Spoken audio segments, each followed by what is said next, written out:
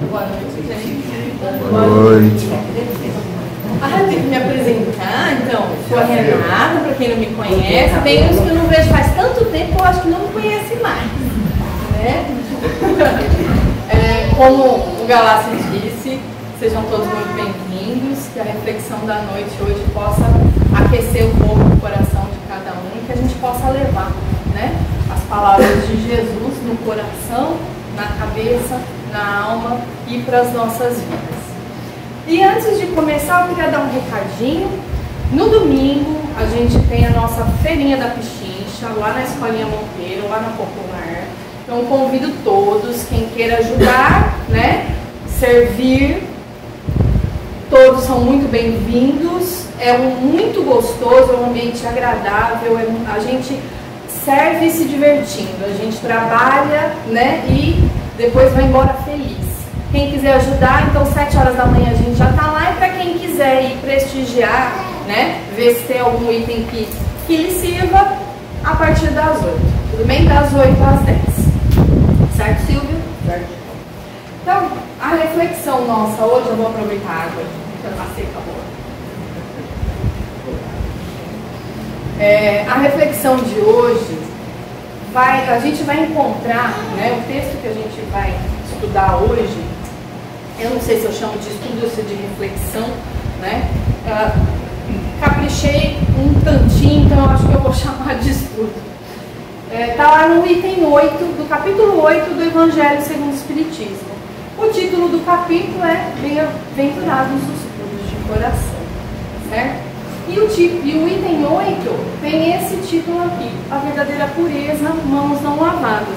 E por que mãos não lavadas? Porque se refere a uma passagem de Jesus que está lá no Evangelho de Mateus, no capítulo 15. É uma passagem longa que abre esse item lá no Evangelho segundo o Espiritismo, cujo ensinamento de Jesus, né, vai ser comentado por Kardec. E para não ficar muito difícil da gente entender, porque tem algumas coisinhas que Jesus fala que ali bagunça um pouco a nossa cabeça para os dias de hoje, então a gente vai contando, né, a passagem e vai fazendo alguns comentários. Bom, mas antes a gente precisa se situar no tempo e no espaço para entender o que vai acontecer, né, nesse relato do evangelista Mateus. Vai lá,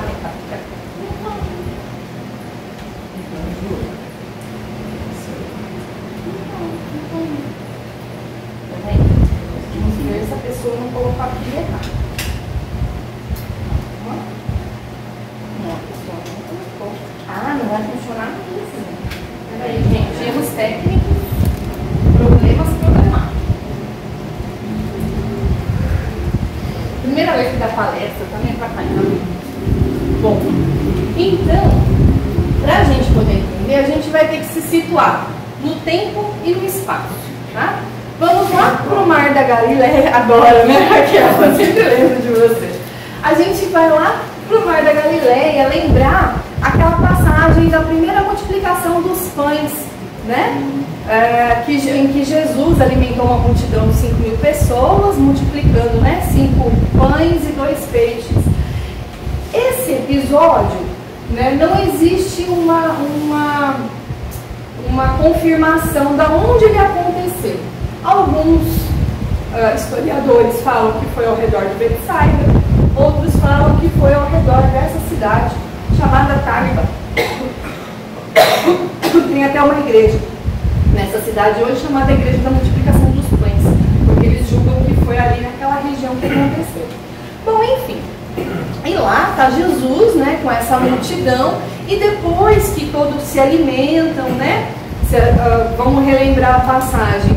Aí ele multiplicou esse alimento, tanto que sobrou 12 cestos, né, de restos. Ele manda os discípulos recolher esses restos e ir para o barco, porque eles vão se encaminhar agora ali para a região de Genezaré e Magdala.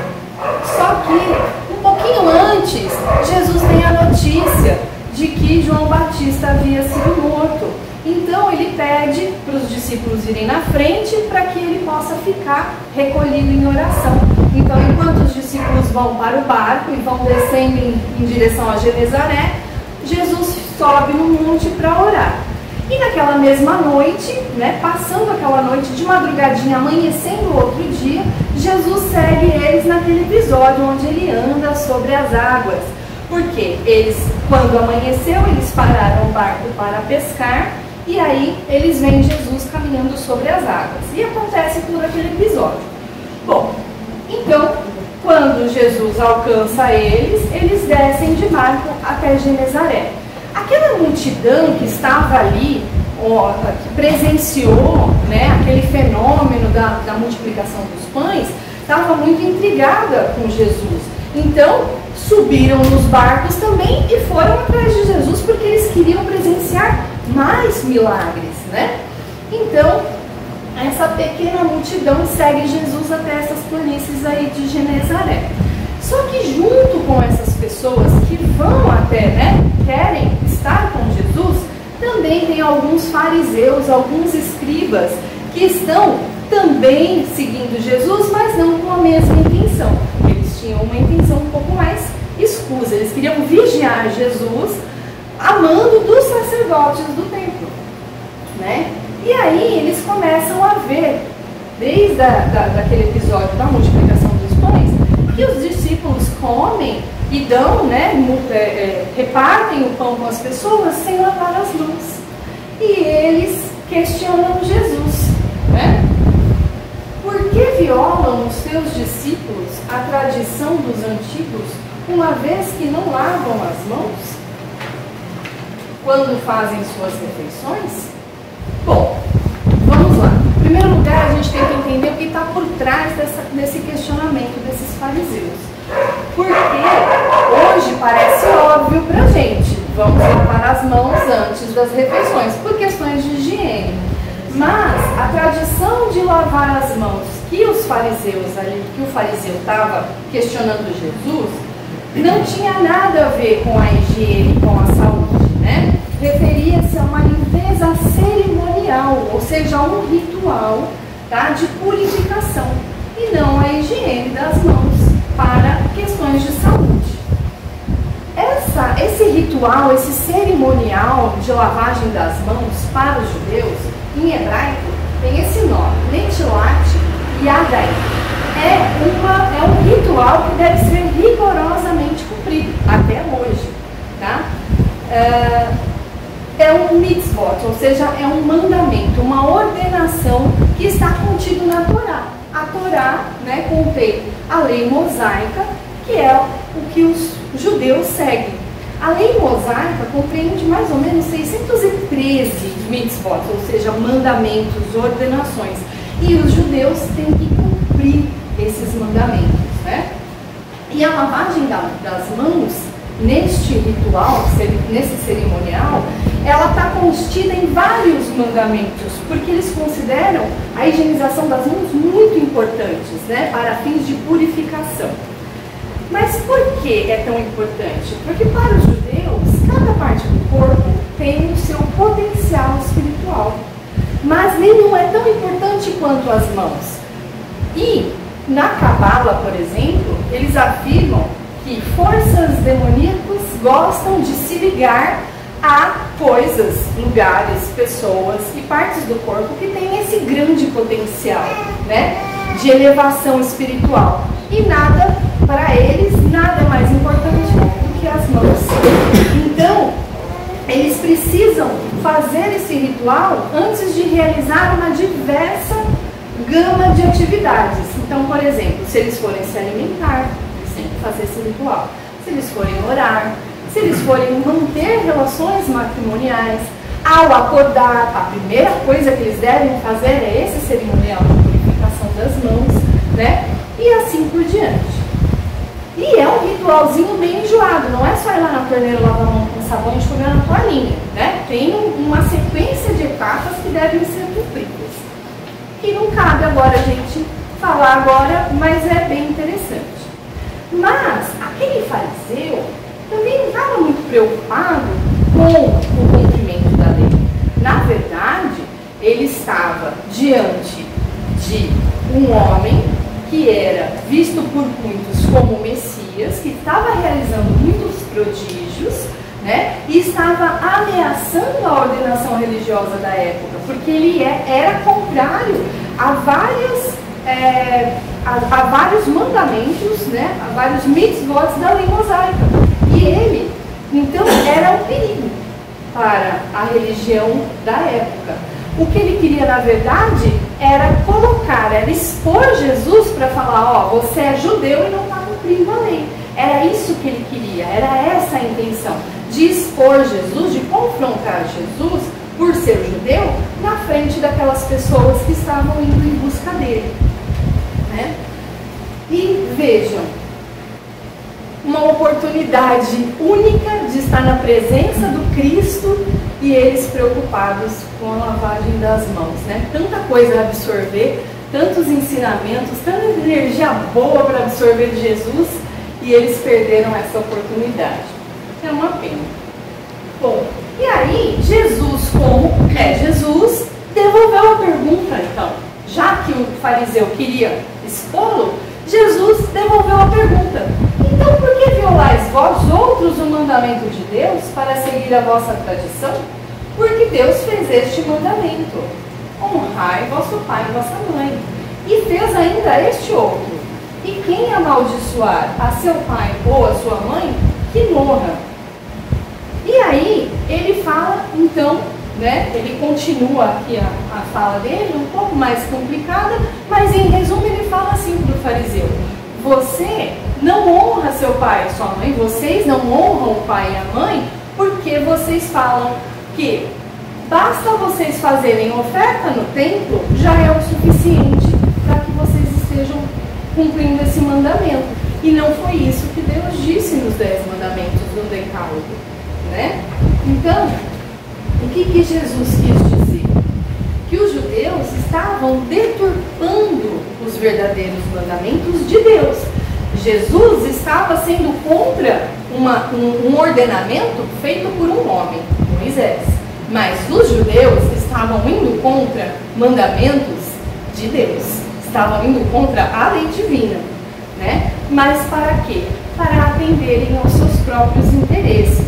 E, mesmo assim, por fora, né, externamente, aparecerem como cumpridores dos ornamentos, né, dos ordenamentos da lei mosaica.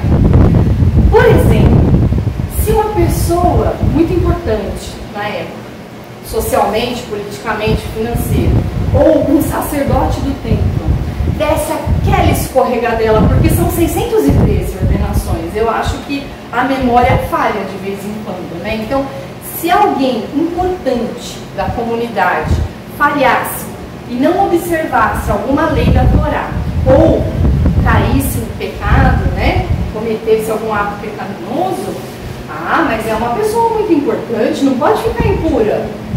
Como vai ficar impura? Não pode. Então, fazia-se um culto especial, onde, por alguns sortilégios dos sacerdotes, aqueles pecados passavam para o bode e eles matavam o coitadinho. E aí aquela pessoa que cometeu o pecado estava limpinha para pecar de novo, né? Então, ou seja, eles transformavam, eles deturpavam, inclusive a própria lei mosaica, para que eles pudessem se beneficiar. Daí a expressão bode expiatório, tá, gente? Isso aqui realmente é verdade, eles faziam isso. Então Jesus estava falando assim, ó, honrar pai e mãe não é só respeitar pai e mãe. Honrar pai e mãe é assisti-los na velhice, é ampará-los quando eles não puderem mais se sustentar, né? No entanto, para se livrar desse fardo, que eu acho que dinheiro é meio complicado de se lidar, né? Para se livrar desse encargo, o que os fariseus faziam? Os meus bens são corbã. O que é corbã? Oferenda por templo.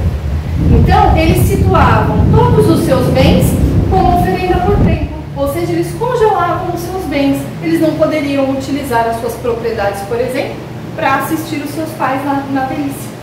Eles não poderiam recolher seus pais, porque as propriedades deles não eram deles, era corbã, o templo. Então, E eles falavam assim: mas a minha oferenda também te salva. Você não tem dinheiro para fazer a sua oferenda? Para comprar o seu sacrifício? O meu sacrifício já está fazendo a parte. Ou seja, eu me livro de assistir os pais na velhice e eu deturpo, né, os mandamentos. E era isso que Jesus estava querendo expor para aquele fariseu. E aí a gente vai perguntar, né? Será que só os judeus daquela época, só os fariseus daquela época, davam uma desvirtuadinha assim na religião para satisfazer os seus interesses? Será que só eles daquela época se preocupavam mais com os atos exteriores, com as formalidades, do que com a própria reforma, do que com a própria moral? Aí a gente vai pegar essa pergunta, guardar no bolso, e mais tarde a gente responde. Então, e aí Jesus, como é Jesus, além de devolver a pergunta, mostrando, se eu estou fazendo errado, você também está fazendo errado muito pior do que eu, e ainda dá mais uma humilhadinha. Ele fala assim: hipócritas, bem, né, dizes, bem profetizou de vós Isaías, quando disse: este povo me honra de lábios, mas conserva longe de mim o coração, ensinando máximas e ordenações humanas. O que ele quis dizer? Porque olha só, além dele mostrar que os fariseus estavam descumprindo a lei divina, ele falou: não fui eu que falei isso não. O profeta Isaías antes de mim já estava falando que vocês estão fazendo errado, que vocês estão se preocupando, que vocês estão desprezando os verdadeiros mandamentos de Deus, né? Falando que eles eram puros rigorosistas, ou seja, só se preocupavam com as formalidades exteriores, mas não estavam se preocupando com a prática da moral, mantendo longe o coração de Deus, né? Só da boca para fora. E aí, os judeus, olha só, a mera semelhança com a realidade atual, tá? É só semelhança, é fictício. Eles julgavam que comparecer à sinagoga, efetuar sacrifícios, oferecer o dízimo, cumprir as disciplinas do culto, respeitar os sábados, jejuar e mais algumas coisinhas, já era o suficiente para eles cumprirem, né, para eles ficarem com a consciência tranquila e merecer as graças de Deus.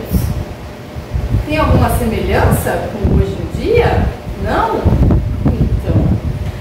E Jesus, em todo o seu ministério, quando a gente vai estudar os seus ensinamentos, as suas passagens, a todo instante ele colocava, ele reforçava essa questão de que os judeus na época se preocupavam só com formalidades e não se preocupavam com a verdadeira reforma, com o verdadeiro, né, que o que importava naquela época, importa até hoje, é o nosso verdadeiro esforço em cumprir a vontade de Deus, né? Como? Amando e servindo. Foi isso que Jesus veio nos ensinar. E era isso que ele estava tentando mostrar para esses fariseus. E aí, em determinado momento, né, os discípulos meio fofoqueirinhos: mestre, sabeis que quando disseis isso, depois que ouviram o que dissestes, os fariseus ficaram escandalizados, meio assim, eu imagino, né, eles falando assim, meio em tom de fofoca, brincadeira, tá? Foi só uma brincadeira. Mas aí Jesus, né, conversa com os discípulos, explicando, e aí ele fala uma coisa muito interessante. Ele fala assim, toda a planta que meu Pai Celestial não plantou será arrancada pela raiz. Essa frase era um alerta para os fariseus da época, os religiosos da época, mas ela é um alerta para nós hoje também. Todos os alertas de Jesus, né, serviram naquela época, servem hoje, vão servir amanhã, não importa o lugar, a cultura, né, o ano, não importa. Bom, assim como acontece conhece hoje em dia, naquela época os fariseus usavam, né? A religião era símbolo de poder. Todos os costumes do povo judeu foram extraídos, né? Todas as leis políticas, a cultura, os costumes, foi extraído da onde? Das leis mosaicas, né? Então a religião era uma forma de exercer poder. E se tornando cada vez mais rigoroso no cumprimento desses rituais, dessas formalidades, né? Eles acabavam influenciando e tendo mais poder sobre as pessoas. Mas, assim como naquela época, assim como hoje, pela própria imperfeição humana em seguir os 10 mandamentos, gente, porque eles seguiam toda a lei mosaica, mais os 10 mandamentos, e aí hoje a gente cumpre os 10 mandamentos, todos na íntegra, assim, certinho, a gente tem dificuldade ainda, né, de fazer tudo que a gente deve fazer, de ser tudo que a gente tem potencial para ser. Estamos crescendo, estamos evoluindo. Então, por essa dificuldade de seguir os únicos 10 mandamentos, eles foram se preocupando com aquelas formalidades exteriores dos outros 613 de Moisés, né? E a lei divina foi ficando em segundo plano, né? A lei moral foi ficando em segundo plano. E conforme for passando o tempo, essas práticas exteriores, né, é mais fácil de cumprir. É mais fácil eu fazer um ritual de lavar as minhas mãos do que eu purificar o meu coração. Elas acabaram se tornando o principal. E nisso, né, até hoje não teve mudança nos religiosos e nas religiões. Porque a gente percebe com a nossa história, né, em relação às religiões, que com o passar do tempo os homens foram desvirtuando o próprio Evangelho de Jesus Cristo, né? Tirando, né, abandonando a sua verdadeira essência e adaptando aos seus caprichos, né? Então, a doutrina moral do Cristo, assim como os 10 mandamentos pelos judeus, acabou ficando em segundo plano, né?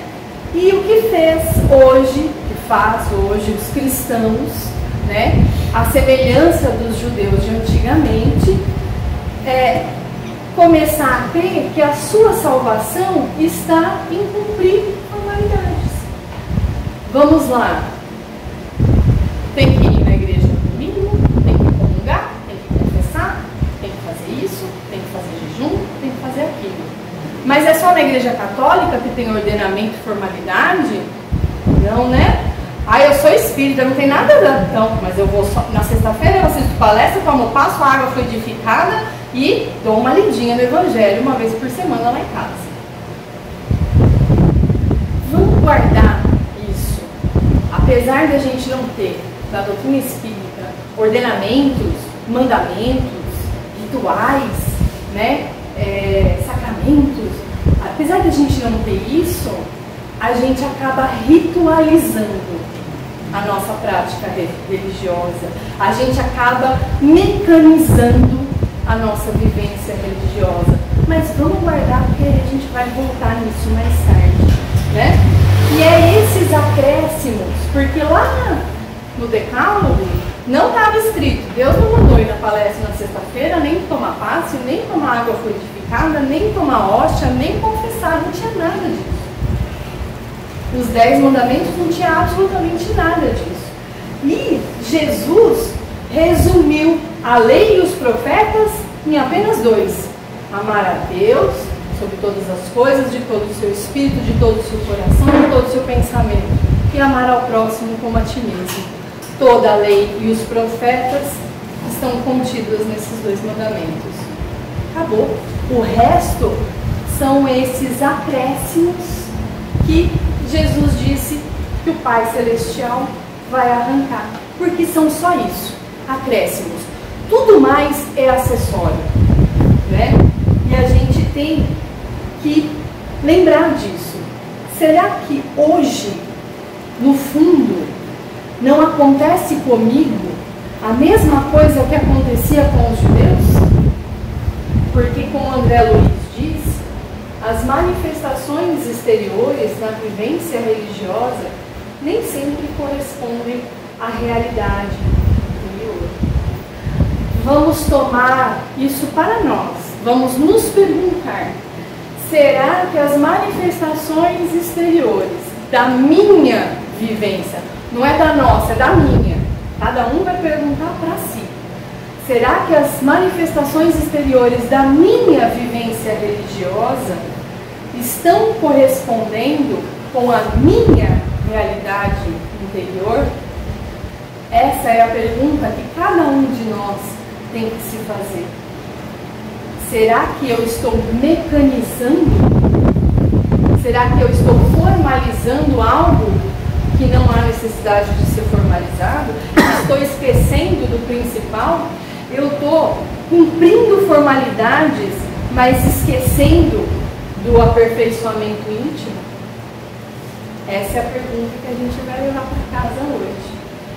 Porque é muito mais fácil ainda para a gente fazer jejum de algum alimento do que nos abster da maledicência. É muito mais fácil para a gente dobrar o joelho para rezar do que dobrar o nosso orgulho.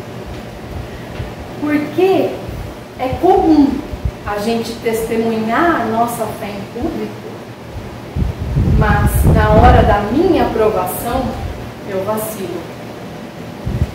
E normalmente a gente repete orações várias vezes.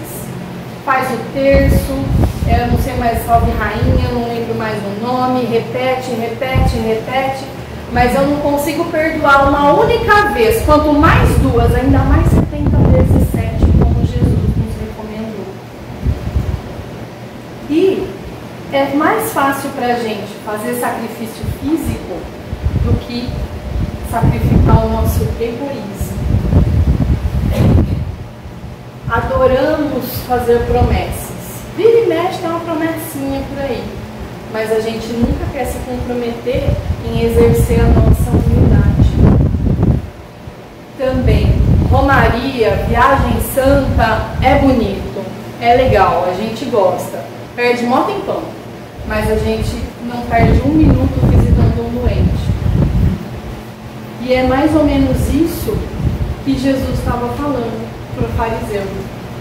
A gente acende vela, mas não se ilumina. E nós precisamos avaliar a nossa conduta.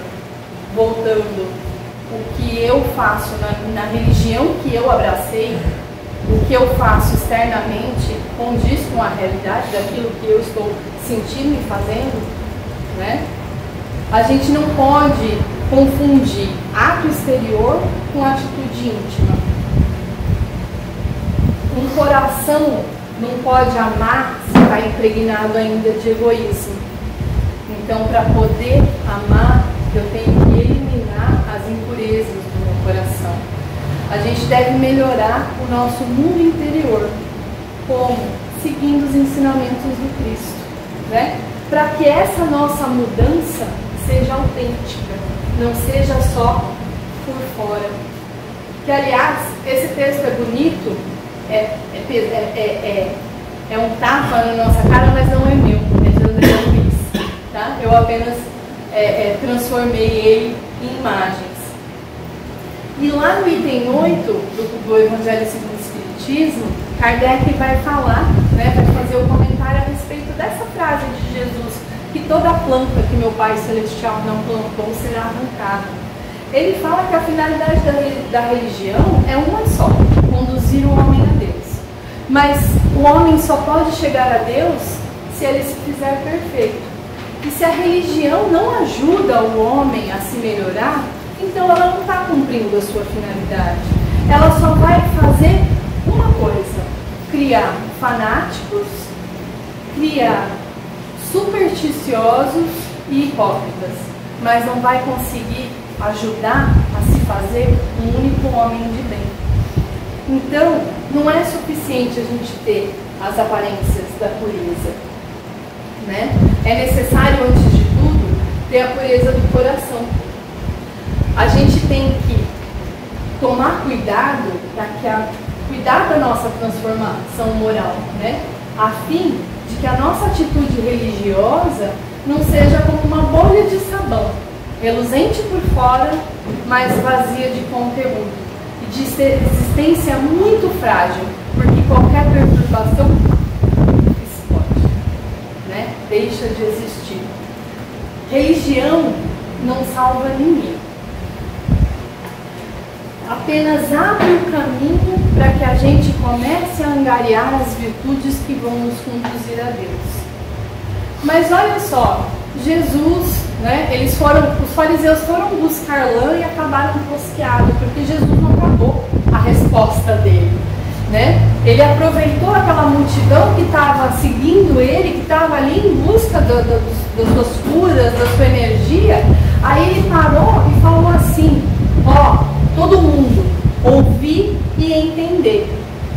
Não é o que entra pela boca o que faz impuro o homem, mas o que sai da boca. Isso é o que faz impuro o homem.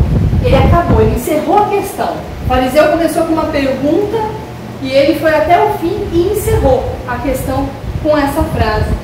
Mas, mais tarde, porque os seus discípulos não entenderam muito bem, né? Mais tarde Pedro pede para ele: mestre, nos explica essa parábola, por favor. E aí Jesus explica, né, para os discípulos que o que entra na boca não torna, né, pela boca não torna impuro o homem. O que torna impuro o homem é o que está no coração, porque o que entra na boca não entra no coração, vai para o ventre e do ventre é lançado fora. Mas o que sai do homem mostra a sua verdadeira impureza, porque o que sai pela boca saiu do coração. E é lá que estão os maus pensamentos, a malícia, a mentira, né? A inveja, a cobiça. E são essas coisas, quando postas para fora, que mostram a verdadeira impureza do homem. E que a pior contaminação não está naquilo que a gente come, né? Porque isso só atende uma necessidade do organismo. Vem do coração. E o que vem do coração extravasa pela boca. E é aí que a gente tem que tomar cuidado.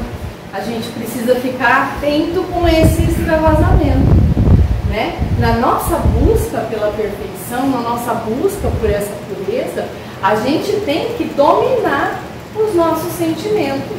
Então, a gente precisa ficar de olho, porque um distúrbio externo, um estímulo externo, vai fazer, a primeira coisa que vai acontecer, eu vou sentir algo. De acordo com a Raquel, me ofendeu. Eu vou sentir algo, em primeiro lugar. Logo que eu sentir, eu já vou racionalizar aquilo que eu estou sentindo, né? Já vou criar pensamentos pouco agradáveis em relação a Raquel. E se eu não ficar vigilante, aí é que eu ponho o pé na jaca, porque aí eu posso falar aquilo que eu pensei. E aí começa o desfile de impropérios, palavrões, descontroles, ofensas e até mesmo a agressividade. Mas da onde saiu tudo isso? Foi a ofensa da Raquel que criou tudo isso? Não. Isso já estava dentro de mim. A ofensa que a Raquel me fez foi apenas um estímulo que despertou algo que aqui já estava, né? Então, veio tudo do coração. E uma reação dessa não está subordinada, independente do mal que a Raquel tenha me feito, né? A minha reação vai ser proporcional com aquilo que eu trago dentro de mim. Então, a partir dessa observação, a gente tem um termômetro para saber como é que está a nossa evolução espiritual. O que a gente está pensando? O que a gente está sentindo? Porque quando a gente começa a analisar os nossos pensamentos, eles informam com precisão quem são os inquilinos do nosso coração. Está morando aqui fé, paciência, humildade, bondade, benevolência, assim vai? Ou o que está morando aqui é orgulho, egoísmo, inveja, raiva, vaidade? Eu consigo analisar isso e ver vai a minha impureza.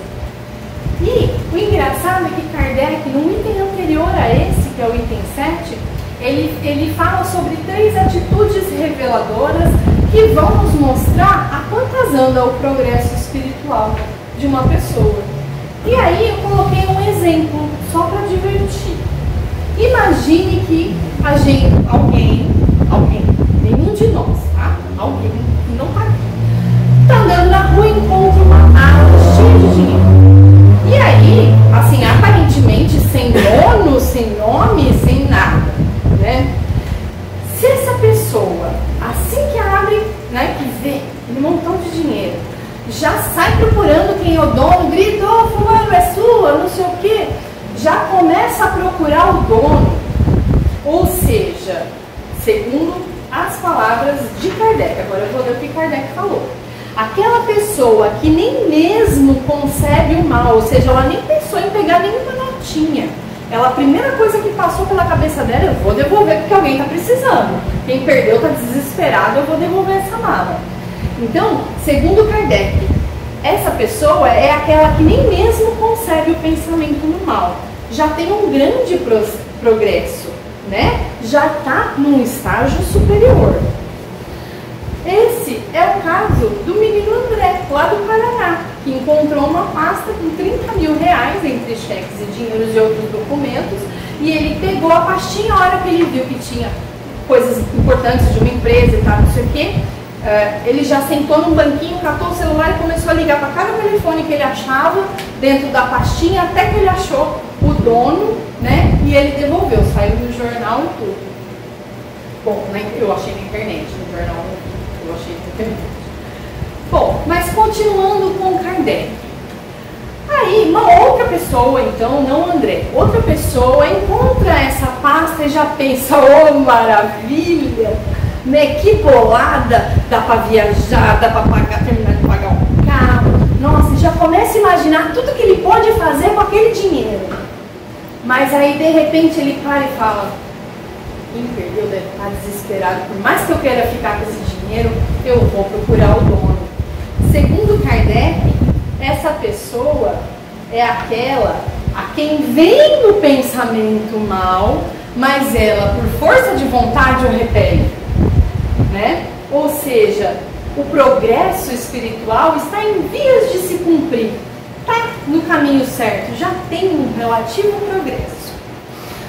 Mas, suponhamos então que outra pessoa acha a malinha, né? E assim que pega a pasta fala, uhul, já pega a pastinha e fala, ó, dinheiro perdido é de quem acha, achado não é roubado, e ó, pernas para quem te quer, o camarinha.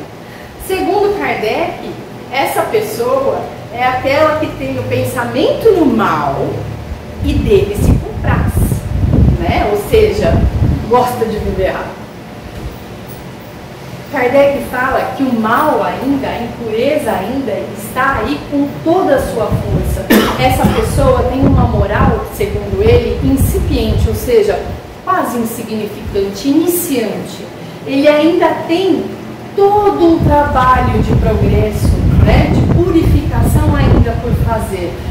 Mas esse todo um trabalho de purificação, aí vai, ó, N encarnações só para correr atrás do prejuízo, não é nem para purificar, né? É só para correr atrás do prejuízo do mal que ele fez. Então, gente, vamos pensar, estamos num mundo de provas e expiações. Raros estão na primeira categoria. Porque se todos nós, enquanto humanidade, né, tivéssemos o coração puro, não concebêssemos um único pensamento mal, a gente não estava aqui, né? Estaríamos em um mundo regenerado, um mundo mais feliz. E aí, a gente tem que se perguntar, né? O mal que a gente ainda tem dentro da gente já nos incomoda? A gente está preocupado em eliminar aquilo que eu estou encontrando que ainda está impuro em mim? Eu estou empregando o meu melhor esforço para eliminar esse mal? Ou, assim como casalzinho ali, eu nem estou pensando nisso. Esses tipos de teste, eles trazem consigo uma importante avaliação que a gente deve fazer com frequência na nossa vida. Eu estou assimilando os valores da religião que eu abracei? Estamos, Raquel? Eu estou buscando a verdadeira pureza? Ou eu estou encarando essa religião que eu abracei como uma mera formalidade?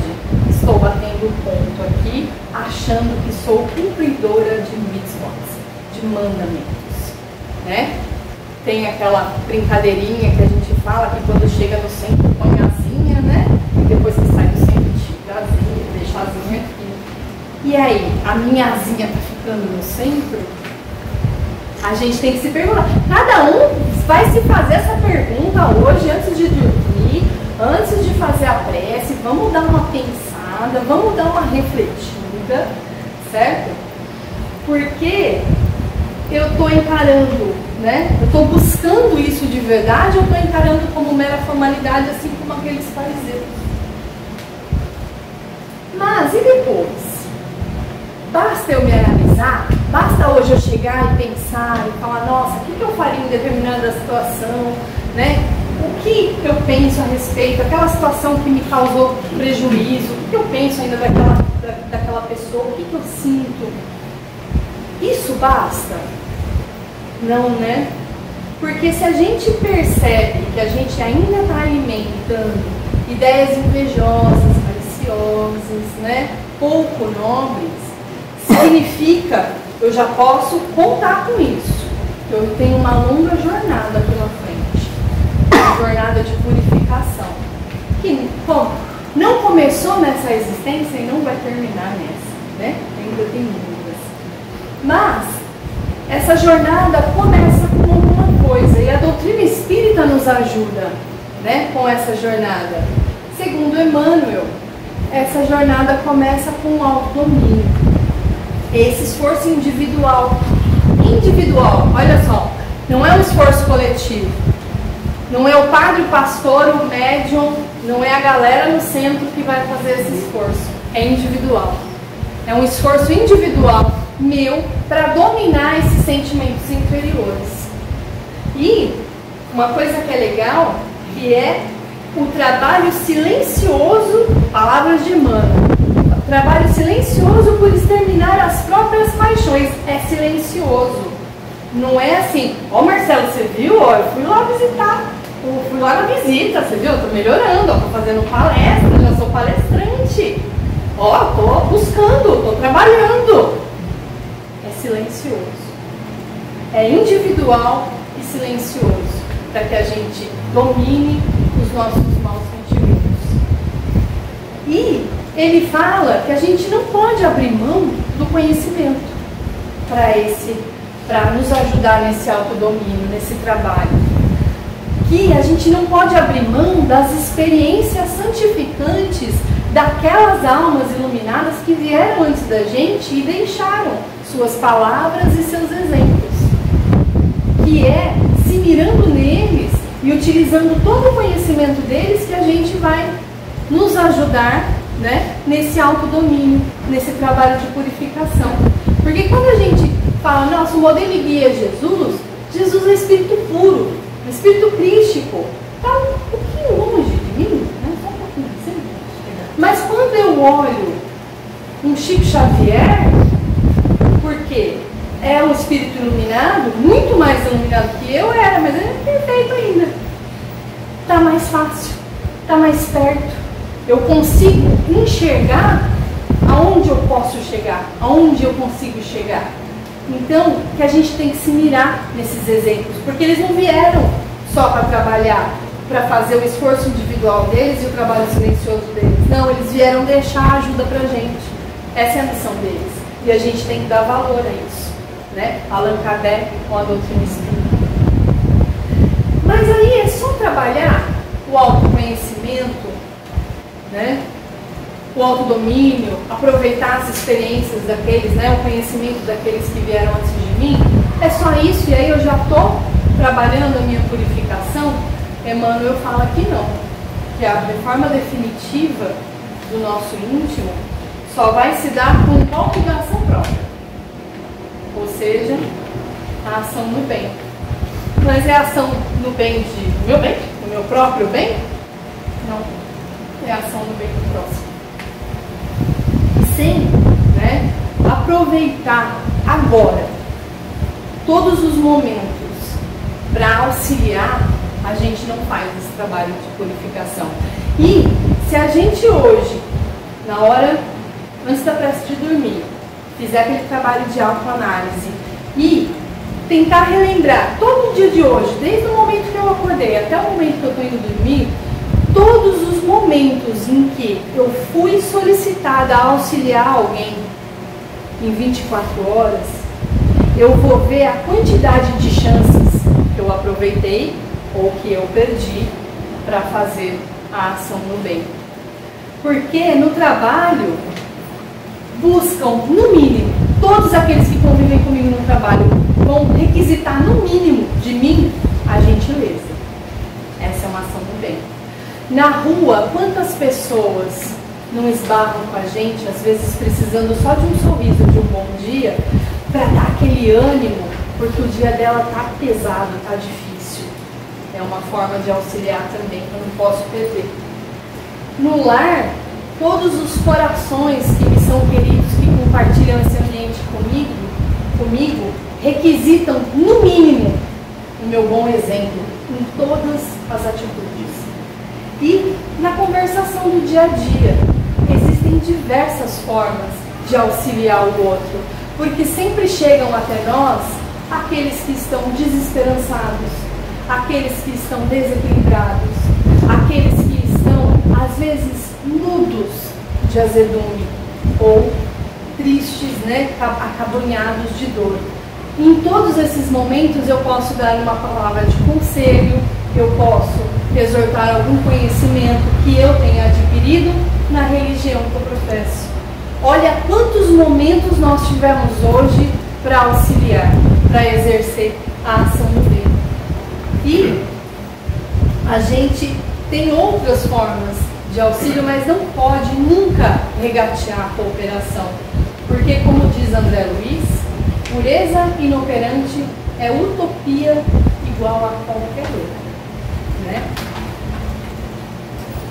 Porque às vezes, em busca dessa pureza, a gente acaba se isolando, com medo, né, de cairmos em tentação.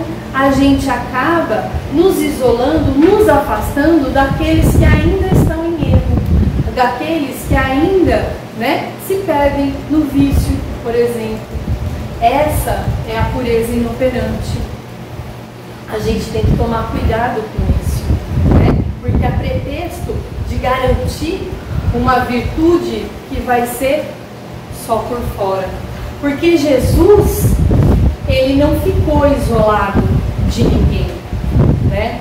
E a gente tem que lembrar dele nesse momento. Porque ele trouxe até o planeta Terra a pureza por excelência, mas ele veio ao mundo em uma estrebaria, que é considerado por muitos um lugar sujo, feio, né? Onde a gente coloca tranqueira, tem mau cheiro. E ele transformou aquela estrebaria, só pelo fato de ter nascido nela, num poema. Hoje, na época do Natal, o que você mais vê é a imagem daquele estábulo com José, Maria, Jesus na manjedoura e os animais. Virou uma obra de arte, virou um poema. E foi Jesus que transformou uma estrebaria num poema. E ele, mesmo sendo espírito puro, ele nunca se negou a dar a palavra àqueles mesmos doutores do templo que viviam andando atrás dele para tentar desmoralizá-lo. E ele nunca deixou de ensinar os verdadeiros valores da lei para esses doutores, para que eles pudessem se desfazer do orgulho e aproveitar a única oportunidade de estar em contato com o Cristo neste planeta. E mesmo sendo o governador da terra, ele nunca se afastou de cego, de paralítico, de leproso, de dementado, de endemoniado e de toda a sorte daquelas pessoas que estavam no nível mais baixo da treva humana. Ele apagava, ele sorria, ele auxiliava, ele alimentava e dava esperança.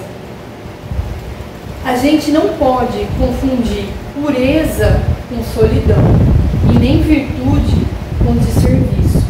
Às vezes a gente acha que por estarmos tentando nos melhorar, nós temos que nos afastar daqueles ambientes ou daquelas pessoas que nós consideramos já ainda cometendo o erro que nós cometíamos, mas são eles que precisam da nossa ação do bem, do golpe da nossa ação, como disse Emmanuel no Consolador.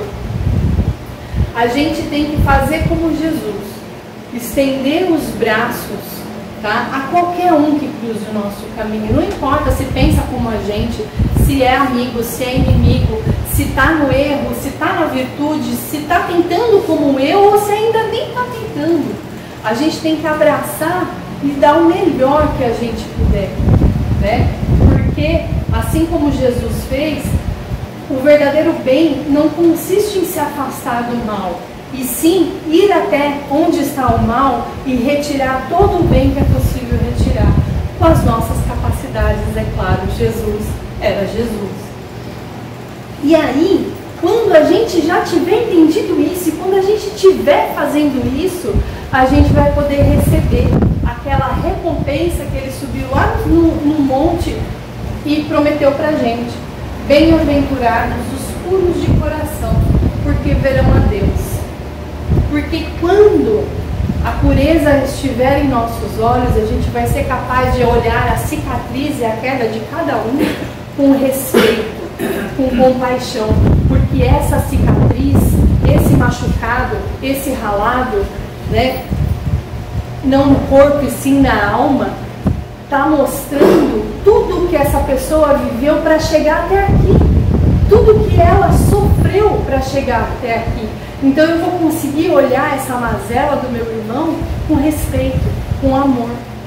Quando a pureza estiver já em nossos ouvidos, eu vou escutar a calúnia, a maldade daquele irmão com compaixão, porque eu sei que ele ainda está errando algo que eu já não sou mais capaz de errar, né? E quando a pureza também já estiver na nossa boca, a gente vai ser capaz de fazer o silêncio bendito que vai impedir o mal daquela maledicência que chegou até os meus ouvidos, para que esse mal não se alastre. E quando o meu raciocínio estiver purificado, eu vou conseguir identificar os pensamentos infelizes como a visitação da sombra. Só que aí eu vou ter fé o suficiente para me iluminar e eliminar essa sombra e não deixar esse pensamento infeliz, esse pensamento negativo tomar guarida na minha cabeça, no meu coração. E aí, quando o nosso coração conhecer a verdadeira pureza, nunca, jamais o endurecimento vai encontrar casa no meu espírito, porque o meu carinho vai ser tão profundo que eu vou conseguir espalhar ele ao meu redor. E aí eu vou conseguir trazer bom ânimo àqueles que estão tentando como eu e também consolo àqueles que ainda estão errando, né? E poder auxiliá-los. É como se Jesus, ali em cima do monte, tivesse falado assim pra gente, ó, quando vocês estiverem, né, com a pureza, já dominado essa pureza de coração, vocês serão bem-aventurados, porque vocês vão conseguir transformar qualquer treva em claridade, vão conseguir transformar espinhos em flores, pedras em pães. Vocês vão conseguir espalhar o céu, transformar, trazer o céu para onde quer que vocês estejam, eliminando todos os infernos e as trevas que porventura a maldade e a crueldade ainda dominem na terra. Então, gente, é isso que ele prometeu para a gente. Quando a gente tiver com essa pureza, dominado esse homem velho, né, jogado ele fora, e nos tornarmos essa pessoa nova e pura, a gente vai conseguir ver Deus em qualquer criatura, em qualquer situação. É isso que Jesus prometeu pra gente. Basta um pouquinho do nosso esforço, né? E é possível, é muito possível, basta a gente querer. Então, que hoje a gente possa levar todas essas reflexões para casa e pensar: eu estou vivendo a minha religiosidade ou eu estou apenas frequentando uma religião? Obrigada.